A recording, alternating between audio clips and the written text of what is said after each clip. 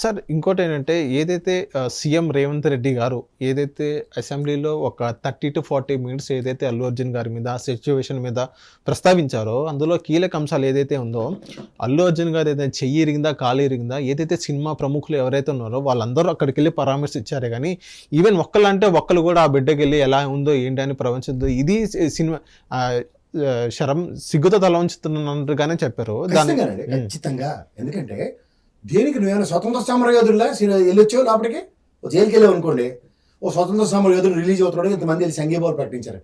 అరే ఒక అభోశోభం తెలియని ఆ దొనపోత మోసలు చేసిన దాష్టికానికి అక్కడ చనిపోతే ఆ తొక్కిసలాట్లో ఈ వెళ్ళి సంఘీభావం ఎవరికి ఇవ్వాలండి?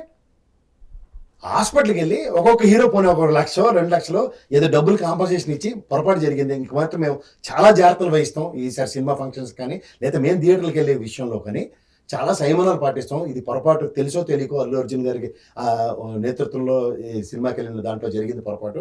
హెన్స్ ఫోర్త్ మా దగ్గర నుంచి జరగదని ఫిలిం ఛాంబర్లో అడ్రస్ చేస్తూ ఎవరైనా చెప్తే దానికి ఒక శాంచుటీ ఉంటుంది. ఇంత జాగ్రత్తలు తీసుకుంటామని ఏది సినిమా ఫంక్షన్ అంతా అయిపోయిన తర్వాత ప్రవచనాలు చెప్తారా? అది ఎన్ని తెప్పలు పడి వస్తాడండి అప్పుడు ఆ సినిమా ఈవెంట్లకి ప్రీ రిలీజ్ ఈవెంట్ 100 రోజుల ఫంక్షన్లు ఏవో చూసి వాళ్ళం ఎప్పుడు చిన్నప్పుడు. అది కాదట సినిమా రిలీజ్ అవుద్ది ఒక ఈవెంట్, ఓ పాటకి రిలీజ్కి ఈవెంట్, ఓకే అంత దోపిడీయే. అందరి ప్రజల మీద రక్త మాంసాలతో జీవితాలతో ఆడుకోవడం. సార్ ఇప్పుడు రేవంత్ రెడ్డి గారు మొత్తం మాట్లాడిన తర్వాత ఇది రేవంత్ రెడ్డి గారు కరెక్ట్గా వాస్తవంగా మాట్లాడారు లేకపోతే కొంచెం ఏదైనా డిబేట్ అయ్యారా? ప్రసక్తే లేదు సార్. ఆయన క్రిస్టల్ క్లియర్గా ఇది ప్రజాస్వామ్యం, ప్రజలు ఇచ్చిన తీర్పుకి నేను ఒక ముఖ్యమంత్రిగా ఉన్నాను, నాకు ప్రతి ప్రజా ఇంపార్టెంట్ అన్నాడు. ఆ కాన్సెప్ట్లో ఆలోచించండి. ఎందుకంటే ఇక్కడ మీరు ఇదే Allu Arjun if you Dove not come to the theatre, ఎక్కడో అల్లు అర్జున్ గారు వస్తారని చెప్పి గలాబా జరిగింది, తొక్కిసలో పాపం ప్రాణం పోయిందంటే అప్పుడు మీరు ఏమన్నా అంటే అది నేను చెప్తాను ఆయన తప్పు, ఆయన వెళ్ళలేదు పాపం థియేటర్ కదని. కానీ ఆయన వెళ్ళాడు, పొద్దున్న నిర్వహిస్తున్న పోలీసులు కూడా అక్కడ ఆ పోలీసులు కూడా తోసేశారు. అవును చెప్పారు, బౌన్సర్స్ తోసారని చెప్పారు. అందుకే నాకు తెలిసి మాజీ మిలిటరీ అధికారులని లేకపోతే ఎక్కడైనా పోలీస్ డిపార్ట్మెంట్లో రిటైర్ అయిన వాళ్ళు ఇలాంటి వాళ్ళని కొంతమందిని సెక్యూరిటీల కింద పెట్టుకుంటారు కొంతమంది. ఎందుకు? వాళ్ళకి విచక్షణ ఉంటుంది, సంయమనం పాటిస్తారు. ఇప్పుడు పోలీసు వాళ్ళని లాఠీ చార్జ్ అంటే దొరికినట్టు కొడతారా చూడండి. లాఠీ తిప్పే విధానంలో కింద చాలా దెబ్బలు పడతాయి, ఎక్కడో రేరుగా ఒకడుకో. నేను ఒకసారి దెబ్బ తిన్నాను మా ఊరు పండుగలో. లాఠీ దెబ్బ ఎలా ఉంటుందో నాకు తెలుసు, చెప్తున్నాను ఎగ్జాంపుల్. వాళ్ళ ఇంటెన్షన్గా కాదండి, వాళ్ళ ఇంటెన్షన్ ఏంటంటే మాబ్ని రిస్ట్రిక్ట్ చేయడానికి చేస్తారు. ఎరోనియస్ సర్కమ్స్టాన్సెస్ జరగకుండా చూడడమే వాళ్ళ ప్రాథమిక విధానం.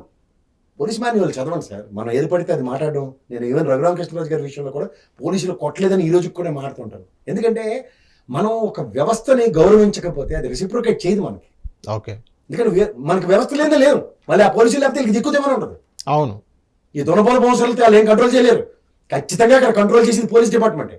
That's why you need to give respect. ఏదో ఫంక్షన్ అయిపోయిన తర్వాత కమిషనర్ గారికి థ్యాంక్స్, మా కోసం వచ్చిన ఎస్పీ గారికి థ్యాంక్స్ అని సోదికబుర్లు కాదు, వాళ్ళ ప్రైడ్ని కాపాడండి. ఇవాళ నిన్న వాళ్ళు మొహం ఇరిచేశారు, ఆ ప్రెస్ మీట్ పెట్టి పిన్ టు పిన్ చూపించారు.